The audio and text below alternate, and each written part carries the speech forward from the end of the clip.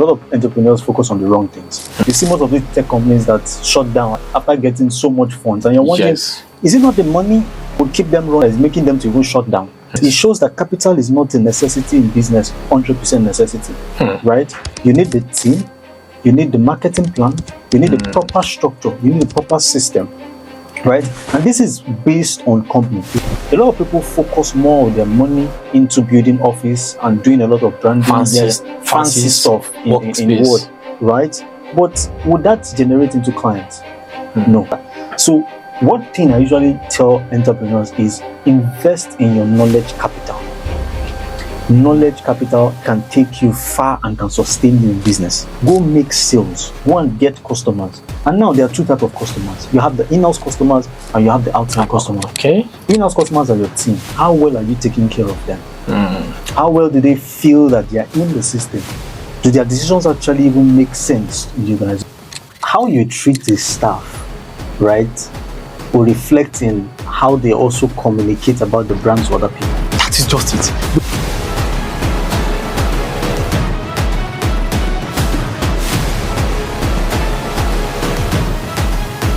Good morning, everyone.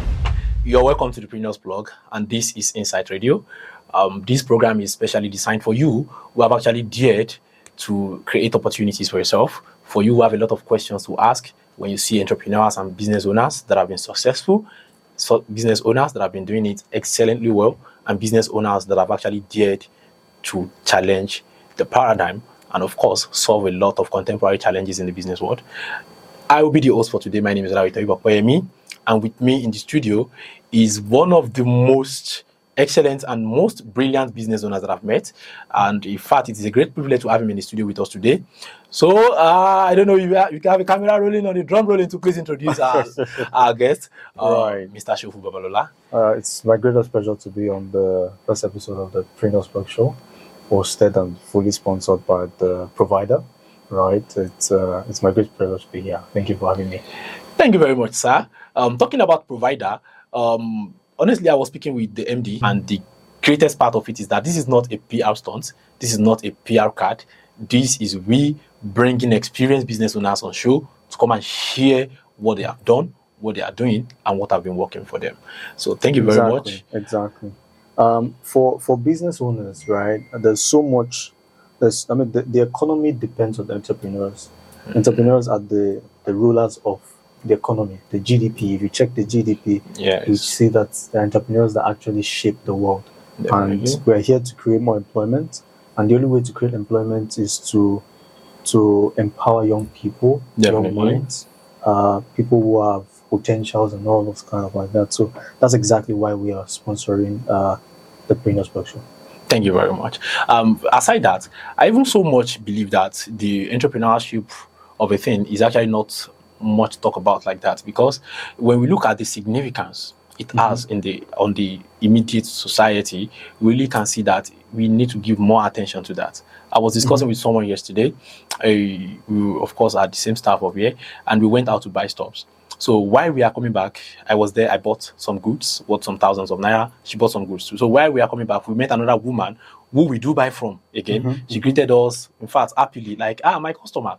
And we were both happy. So while we are heading back to the office, I told her, you never can tell, but this, our company, is actually contributing significantly to the GDP of this community, because the staffs here, everyone here, everybody just go out. I was thinking about that stuff recently. I mean, like, just going out and, and I saw that, most of these people now, in fact, like when I started drinking Eva water, right, I discovered that the woman that was selling in my area actually started stocking up because of someone is definitely coming to buy. It's just like that. So it shows that the little things that you do actually contributes to your immediate society, and that is it. That woman will make profit. We use it to sponsor the kids to school. Exactly. The proprietor will get money, pay salary. This teacher will take it's like a cycle. Money keeps running. Money keeps flowing round and round. And so absolutely, it is safe to say that entrepreneurship is one of the backbone of the Nigerian economy. Exactly. So this morning, I would actually love us to look into one of the most important aspects of running a successful business. And this is one of the areas where business owners have been making mistakes. And it is about setting their priorities and knowing what their most important asset is. There are a lot of assets for business owners, and if you ask them what are your assets, they are going to go on listing a lot of things. My PA, my secretary, the money in the bank, they say the customers, the office. So then there comes the question: what is the most important asset? For the most, every asset is important. But which of these assets is the most important asset? Is it the capital? Is it the customer? Is it the idea that is running the business? Or is it the human? I mean your staffs, your workers. Which of these assets is the most important? You see, in terms of assets, I made a video recently where I talked about the fact that a lot of entrepreneurs focus on the wrong things. And the wrong things in the sense that a lot of people would, you see most of these tech companies that shut down after getting so much funds. And you're wondering, is it not the money that would keep them running that is making them to even shut down? Right? And you get to know that even when the money comes, they waste the money lavishly. Right? It shows that capital is not a necessity in business, 100% necessity. Right? You need the team, you need the marketing plan, you need the proper structure, you need the proper system. Right? And this is based on company. It's based on different industry that you belong to. Right? For my own industry, if our office is like a no-go area. Wow. Right? Because customers don't work. You only need, like, professionally, you need just a store where you keep your equipment and stuff like that. And if you have a large organization where you have to monitor different branches, then definitely you need an office, like an administrative office. But in terms of office where customer works in, no, 100%, you don't need that. That's waste of money, right? You also need customers. A lot of people focus more of their money into building office and doing a lot of branding, fancy stuff in word, right? But would that generate into clients? No. So if you're not investing in the marketing, right, you're not doing yourself, go make sales, go and get customers. And now there are two types of customers. You have the in-house customers and you have the outside customers. In-house customers are your team. How well are you taking care of them? How well do they feel that they are in the system? Do their decisions actually even make sense in the organization? So what I mean make sense is that can they contribute adequately in the business? Whereby they say something and say, oh God, this is what I feel can work. And can you implement what they've said? They will listen to them? You listen to them, that's what, right? Then the outside customer. The determinant of the prosperity of the outside customer is determined on the inside customer. How well you serve your staff will determine how well you serve your customers, definitely. Right? I consulted with a fashion brand, and I noticed that virtually almost all the time, the in-house customers, which are the staff, are always complaining about how badly she's treating them. And you notice that when they had this lot of prom and clothes season, there were so many challenges that she had then. And we got to realize that the people, the staffs, are part of the reasons why you have so many complaints and all those kind of stuff, because they just feel like, I just want to do this and go. I'll give you an example, right? Imagine if the closing time is by 5 o'clock. Nobody waits for 5:01 before they leave. By 5:59, everybody's already at the door. You'll not be wondering, why? Why exactly are these people? Have you packed your bag before? Right.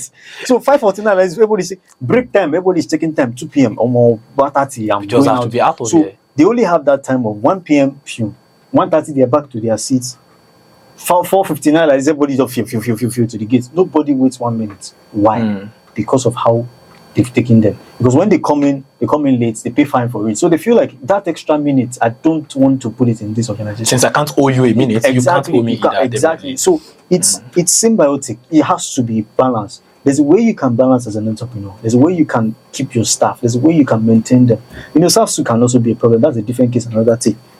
Another topic for another day. And now you mentioned something about ideas. You see, no business starts without having an idea. Definitely. Every business started as an idea first before it became a business, before it became a company and stuff like that. So one thing I usually tell entrepreneurs is invest in your knowledge capital. Knowledge capital can take you far and can sustain you in business. If you do not invest so much money, where's the camera that's facing me? If you don't invest so much money in knowledge capital, you are wasting your time. Right? So money will come. Because every single thing that you need money to buy can be good. If your business is sustainable, it can fund the resources that you are looking for. Definitely. Right? Definitely. So it might just take time to achieve it. Right? Capitals just boost the business. Financial capital boosts the business. It takes you from from point A to point Z, right? When you have money inflows. But if you don't have a proper structure, you don't have the budgets, you don't have the proper plan to how to spend the money and all those kind of things. If your first influx is just money, there was a program I was nominated for, 25 under 25. That was like 3 years ago, 4 years ago, where Tinubu was actually at that event. Okay. And he said something. He said one of the major challenges that he had when he started business was because he had too much money to start. Right? He said he had too much money to start the business. Because there's some places that you want to go. You would not want to go there. We'll just send somebody. There's some places that you need to actually speak to, go to sites and speak to people who are on the ground. You want to see these things. You just give someone money and say, you just go there. Or just some things that you have to just go there. Just feel like you're just too big to be there. Or just because there's the money. So you can always outsource. So he's just busy outsourcing everything. So those things cost a lot of challenge, right? So there are some things that you need to learn the hard way in business. Business is very, very critical, yes, but sometimes you need to learn the hard way, right? You need to learn from experience, and you can't see further than the shoulders of someone who you are standing on. Yes. So that brings me to the point of mentorship. In business, you must also have a mentor. These are part of the critical assets that you need in business. Let's just keep it that way. Okay, so you've mentioned three things basically, and they are all very, very great. You delve into the idea of actually understanding perfectly well that money is not everything, and how in fact too much money could actually be a problem when you are starting a business, because if you don't have a destination, you can't have your direction. Exactly. And if the direction is wrong, speed is not an advantage. So if you don't even know where you are heading, having a lot of money is not going to get you there, because you don't even know where you are going to in the first instance. And then you mentioned another important point, which actually I have so much interest in, and that is the aspect of the external and the internal customer. But you actually delved deeper into the internal customers, who of course the staffs. So, and that actually, I want us to actually have a kind of deliberate and more elaborate conversations on that, because a lot of business owners would always tell you that, are you my customer? Are you even giving me money? Exactly. I'm paying your salary. Like I've seen cruel boss. Like I've seen cruel bosses. Like bosses when they send you, they will tell you, I'm paying your salary. You feed on me. Little did they know you are actually working for. If you are not working in that business with them, there's no way they're even going to get the money to do what they do for themselves. Talk less of paying you salary. But then there's what they call customer experience. Of course, customer experience, and a lot of companies used to focus their energy into the external customers experience, neglecting the internal customers experience. That was the day I was having issue with one of the Nigerian networks router that I just bought. So I just bought the network, in fact, just within the week. So I went back to the authorized store to complain. So when I took it there, the guy was like, okay, let me do this. He said I did one or two things. So I took it back home. It worked. So the second week again, it started malfunctioning. So I took it back there again and said, you know what? Just go and buy another network. I really stood there dumbfounded, and I was wondering, you didn't even believe in what he said. What type of experience could this staff add in this company to tell me that I should go and buy another network? Like I walked in here, you didn't convince me to come and buy. I walked in to buy this very particular product. It did not work, and you tell me that I should go and buy. Like, what is that? What is that? If there are 50 staffs out there doing similar thing that he's doing, I really don't know what the future of that business is going to be. So I really think it is important that we delve deeper into the aspect of business owners knowing how to manage their internal customers as much as they care about their external customers. You know, I talked about the fact that you need to know how to maintain them, and you cannot build wealth if you don't have enough systems in place. Yes, you talk about so that. A practical example is this. When I started my business a few years ago, right, 6 years ago, I was the only one running Lagos Ibadan. Then I was still in school. So when I have classes, I just, after Friday, by Friday, I fix up my appointment to Friday, Saturday, Sunday. So I do Friday, Saturday, Sunday. So I miss church a lot sometimes. So Friday, Saturday, Sunday, I'm in Lagos. I already fixed. During the week after my classes, I go for work there in Ibadan. Then I miss the two together. It got to a point one time and I asked myself, guy, if you fall sick today, this business will fall sick. And I've had cases like that. Clients would actually be, oh, I want you to come and do the job. I want you to come and do the job. Madam, I'm not feeling fine.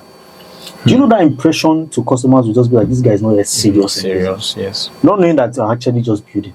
So now, when you find yourself to the fact that you actually built up this system in place, how well do you now sustain these people to be able to help you build that wealth where you're looking for, right? And in terms of sustaining them is one major aspect. You see, money sometimes don't buy staffs. Money sometimes don't buy staffs. Right? So, most times the mentality of bosses is like, oh, when I pay them salary, they can stay. But I'll tell you that it's not just the salary, right? It's the ability to sell the vision of the organization to these people. I mean, when the staffs understand where the company is going and they believe in that dream. Exactly. Yes. And not just the dream, but the person who is actually leading them. Okay, it is one thing to buy into the dream, exactly. And to trust the driver who is leading us to that dream. Yes. So you can be good as the staff is good as who is leading them. If the leader doesn't have a road path where the leader is going to, you are just going to lead them astray. And from the outset, they literally know that this person no. Yes, definitely. So I've seen a couple of like top influencers, like good guys, young good guys that are running businesses today. That even people who are outside know that this person knows serious with what he's doing. What's all this? But you just have this privilege of financial and all those kind of things, finances, great finances, and platform. Right? So, and you see staffs coming in, going out. Some will go resign today, you go today, you hire new people, you hire. So if you want to have sustainable staff, people who would stay in the system, sell them the vision. Right? And you can only sell what you know. And you can only sell why you are doing it, what you are doing, and how you are doing it. So if you personally understand why, the WH questions in business, you understand why you're doing it, what you're doing, and how you are doing it. Yes. So you can be able to sell it to them, either in document format. Because you see, you can't correct what people don't know anything about. Expectations of some bosses are the reasons why some people leave. So now, do they set the right expectations to these people correctly? That's another thing. That's another angle. So when I mean set expectations, imagine now, when I consulted with the fashion brand, I discovered that she was always complaining about these guys. They are not doing this, they are not doing that, they are not doing this, they are not doing that. In my head, I'm like, did you tell this person how to do it? Why they are doing what they are doing? Or you just give them a task and say, go and find out how to do it? Okay. Do you understand? Yeah, no. So I got to realize that you have quality people, but you are just expecting too much and you have not said anything. There's a way you can say something without saying anything. Right? So this is another critical point that people need to understand. Communication is key, but how you communicate matters a lot. Right? So you can tell somebody that, okay, go and sit down there, but what they are hearing is stand up. Stand up. Or why are you even standing? You can say go and sit down there and you're doing like this, sit down there. In their head, they're like, come. So that's a practical example. Right? So you need to be able to set expectations properly. And expectations in form of SOP, standard operating procedures. Right? Have documents that state, so that when you are not even around, when they don't even have anything to do and how to do it, they just go through that document. Oh, this is the procedure, this is the template. Even when they are coming on board, they see that they know what they are signing up for. Exactly. Definitely. So Dr. Charles Davis, the CEO of Fastest Cakes, said something when I joined one of his training, and it was like, document everything. What you don't document cannot grow. How to call customers, what to say, how to say it, why you are saying it. Just have a template. I think have a template for everything that you do. Just have a template. Just have a template for everything. It makes it more easier for people, even when you're not around. Look at Apple. After Steve Jobs died, right? The business is still running till today. Yes. So it means that there is already system and structures in place. And systems and structure is as simple as documents, SOPs, templates. This is how to do it. These are the trade secrets. These are everything that we can do and how we can do it. Then leave it to people to actually build on that. And when you have quality people, they start to build on the existing systems that you've built. Because you're as good as what you know. Right? But when you hire more people, they are well exposed. They bring in their own experience, they bring in their own young minds and their potentials. Give them the opportunity to scale. Another thing. Give them, when people don't see that they cannot grow, they will just be like, why am I here for this? Just get out. Let me just go. So that's why I say sometimes money doesn't buy stuff. But if they cannot perceive growth in your organization, they are quick to go. Because, I had a conversation with one of my staff, right? And she said that 2 months after she signed in, she got a managerial role, which is going to be paying her I think maybe 3 times or 4 times the salary they're paying her. And she said she rejected it. Now, 2 things came to my mind. Why would she walk up to me and tell me that? it means that there's a level of confidence that you feel like I can actually communicate with my boss, yes, and we can talk very well. That's number one. Relationship. There's a way you can build relationship that you're not making them feel like all the time. I don't even like that. One of my bosses would say there's a way you're going to treat your employer. Exactly. Even when they want to leave you, they will feel like they are cheating you. They are cheating you. Very good. Not leave this so guy. Now, again, she said that, and I'm also wondering why. I asked her the question why. She was like, I feel like I find potential in what I'm doing here. Right? We're not doing so much, but she feel like she can actually learn from you and grow from you. Then do more from there. Right? Again, you need to also understand that staffs are for a season and for a reason. Right? So not everybody will stay for 10 years, 20 years, 30 years, thereabout. But for me, the 1 month, 2 months you're going to stay here for, the impacts that I will make in your life, right? The way that you'll be able to find potential in yourself, you'll probably not find it somewhere else. Right? That's the joy, and that's one of the greatest joy why I'm in business. Just make sure that every single person that comes into my system find potential in themselves. They feel like I can actually build and scale. Oh, I'm actually very good at what I'm doing now. And I mean, I don't even like a statistical. So as you are building the business, you are building humans too. Right? I don't like doing the same thing at the same time. So that's why you see me doing all this so many things. It's right? boring. One of my uncle will say it's boring. You wake up today, you know what exactly. you are doing. Tomorrow you do the same thing. It's actually quite boring. Yes. I hate it. So I want a system whereby everybody can also have that mindset of you wake up tomorrow, there's the latest innovations of something. What are we doing differently? Something different, something unique. I don't want to be where I was yesterday. Damn, I hate it. I don't want to be doing the same thing. Yeah, so I think that's actually very, very great. And I've got valuable point from what you said. And it is that to manage the internal customer, because that's where we left. Exactly. So to manage the internal customers effectively, you should be able to sell the dream. And you should be the best driver that they trust that is going to lead them to the right destination. And to be able to do that, I think that now, in fact, drove us back to what you mentioned, that business owners should invest in their knowledge capital. Because if you don't even know, you don't even know where you are going. Exactly. So it is about how much knowledge that you have, how much exposure that you have. That's going to. Okay, this is Insight Radio, and this is the Preneurz Plug, of course, proudly sponsored by Provider. And we have been talking to the managing director of Provider since morning, Mr. Shofu Babalola, and it is great having him on show. So now moving on. Now that we understand perfectly well that we need to have a vision, and we need to have a dream, and we should be the one that set the dream. We are the ultimate salesperson. Like literally, the business owner, the MD, the director, the chief executive officer is the ultimate salesperson that does not only sell to customers outside, but even to staffs that's working into the business. Because I've seen business owners that failed in that aspect, that they don't even know how to set their dreams. There was a time that I have a friend who is actually willing to get on a job in this Ibadan here, and he got an offer. And the person was actually telling me, in fact, a significant amount of money. And he said, I'm not doing. Like, he literally told the person that gave him that offer that he's not doing. And the person that gave him that offer happened to be someone that is working in that company. Wow. Why? He said, I saw how you've been suffering now. I saw how you've been suffering now. You can't sleep. You can't wake up. You can't sit down. I saw how much complaint that you do give. Now you're asking me, okay, so you're looking for someone to come and join you in this sufferness? No. It's funny. It's funny how you treat the staff, right, will reflect in how they also communicate about the brand to other people. That is just it. Because if you are not making a staff to be happy, if you're not making me happy, there is no way I'll be happily communicating the value of the person I business. talked about that told me about the managerial role stuff. She said there's nobody in our house, right, that doesn't know about me. Definitely. In my head, I'm like, why exactly do they know about me? Right?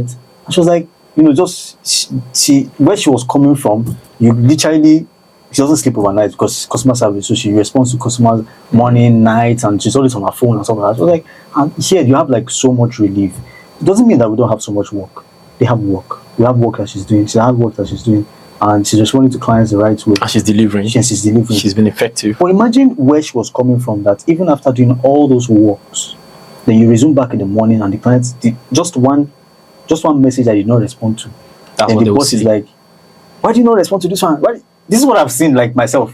Do you understand? So I experienced that same thing with her, and I'm like, there's a difference, right? And I'm not saying this just to brag of what we do here, but it's just also encourage people out there, right, to know that managing your organization, right, is much more critical. I mean, managing your people is much more critical as managing your organization, because your major focus is, oh, you want to make more sales, you want to close more deals, right?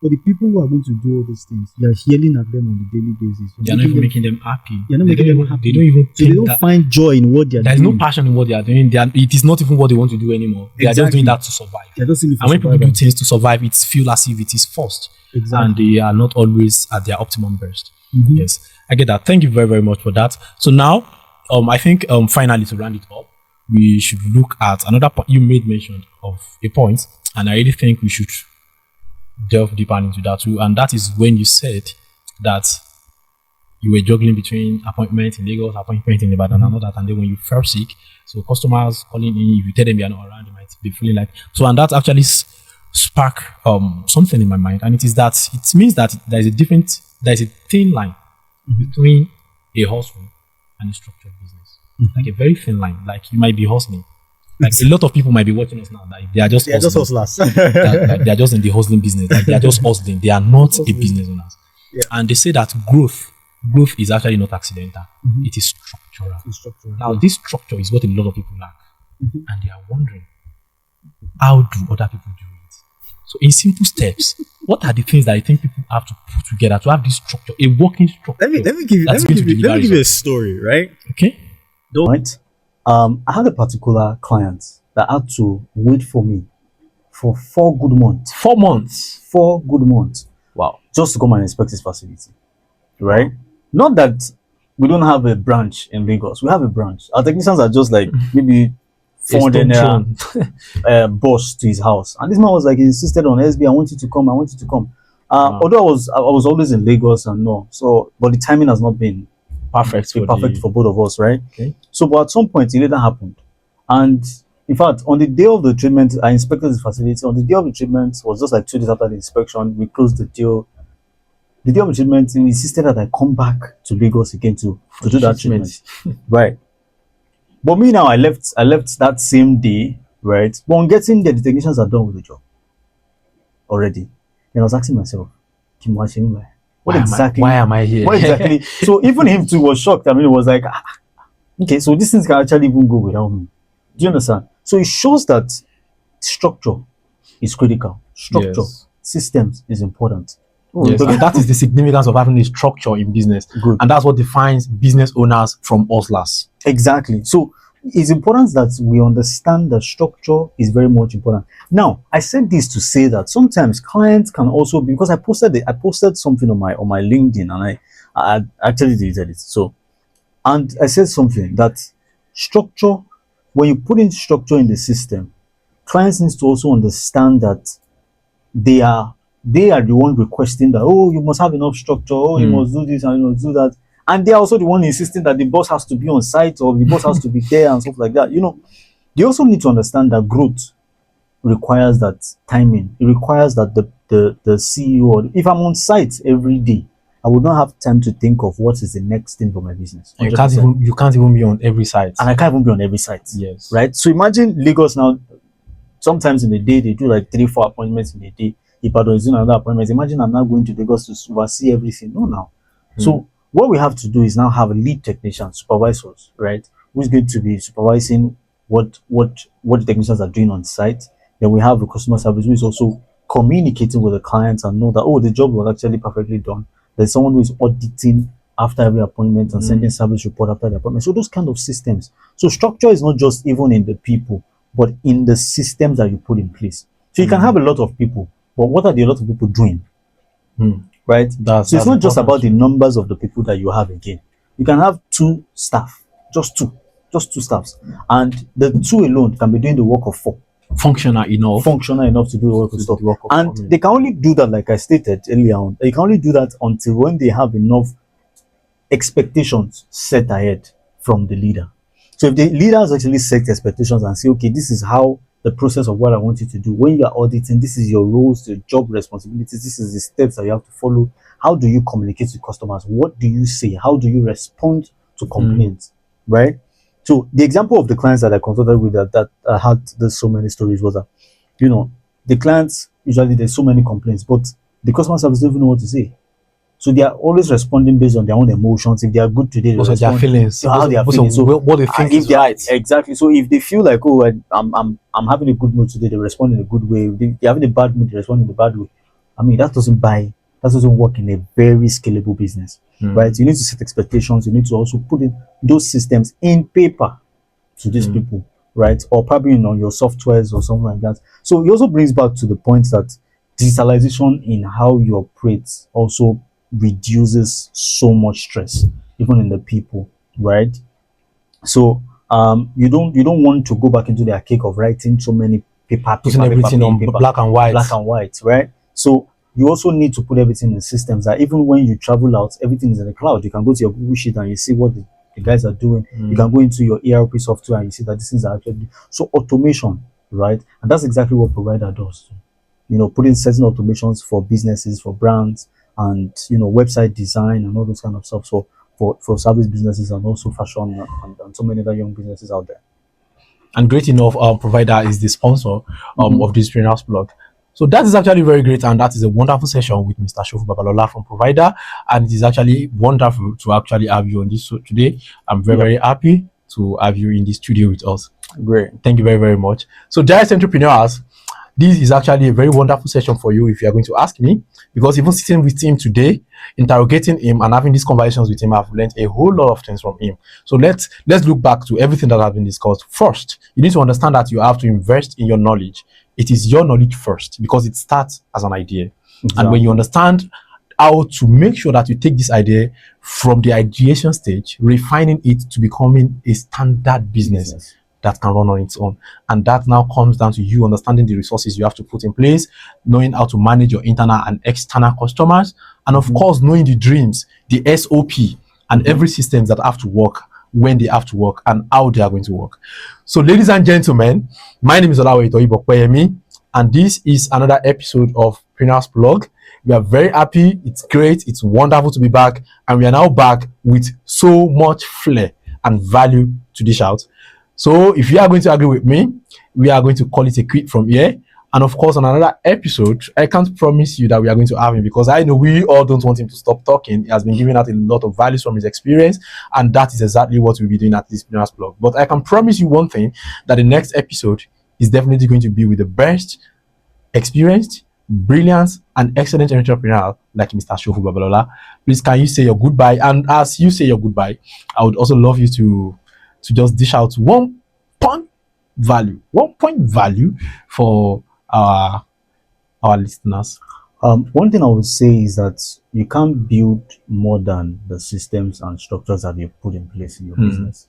So it's what you have that you use to build what you want to build. So, and again, you can only see as far as the shoulders of people who you are standing on. So you must definitely have someone who you are looking up to, someone who you see that is doing something that you want to do. And a lot of entrepreneurs make the mistakes of finding mentors and say, oh, because this person is a big celebrity, oh, is my mentor. No. Your mentor can be someone who is just actually very close to you, but is doing very well in that business. Your mentor can be someone who is probably, if you are in the education line, maybe your lecturer who is doing very well, and you see that he's doing a lot of research work, and you feel like, oh, I want to actually, is trending on that part, that is moving in that part where you want to actually scale. So you can walk up to this person. Your mentor should be accessible to you. That's one of the mistakes entrepreneurs or young people make. You should also always make sure that the mentor is someone who you can call, and they're going to pick up. And they're going to pick up your call. And they're going to say, you don't even have to introduce yourself. They know who is on the line. So when you have an issue, you can call and say, sir, this is what is going on. What do you recommend? There are times that I actually have so many issues in my business, and I'm like, I'm just going to call these people. And I remember when I was having staff issues, and I had to call them. I had to call like 3 people. I wrote an article on this, and 3 people. I had to call 3 different people. And these are elders in the industry. I called them and I asked them, they share their own experience. And that was what's shaping what I created with the Best Inside Apprenticeship program, because of the advice that they actually gave me. You understand? So you must actually have mentors that you can always reach out to anytime, any day, and they are ready to respond. And you can only keep a quality relationship with people who you call mentor, when you're also, because it's symbiotic relationship. Something must pay for something. Nothing goes for Definitely. free, right? So you can't just be calling someone or call me as every day To be picking up their brain without giving back value to them. So there's some things that I do for my mentors, not just money. They have money more than me, or they have cars more than me. So you understand? So, but there are some things that I know. There are some values that I can actually add to what they do. And I'm always ready to always do that for them, 100%. And that's the reason why they also want to actually support anytime, any day. And those advice, most of my advice, it goes a very long way, right? So have mentors, right? And always remain valuable. Then number three thing is always seek for knowledge, right? Knowledge is critical, stay updated. Your industry is, I mean, even the world is growing, right? All of a sudden AI came. You don't know what's going to happen in 2026. You don't know what's going to happen in another few months or few years now. So you need to actually stay updated, and you're as good as what you know and the level of exposure that you have, right? So also connect with great minds, right? And that's exactly what the Preneurz Plug community is all about. Have great minds where you can talk to, where you can share, where they can share their own experiences, and you also can also share your experiences. So drop in the comment section on if you have any question or answer. Definitely I'll be glad to also respond with the help of all right, thank you very, very much. He said you should make sure that you have mentors. You should actually make sure that you are valuable, and of course you should stay updated. This is Preneurz Plug.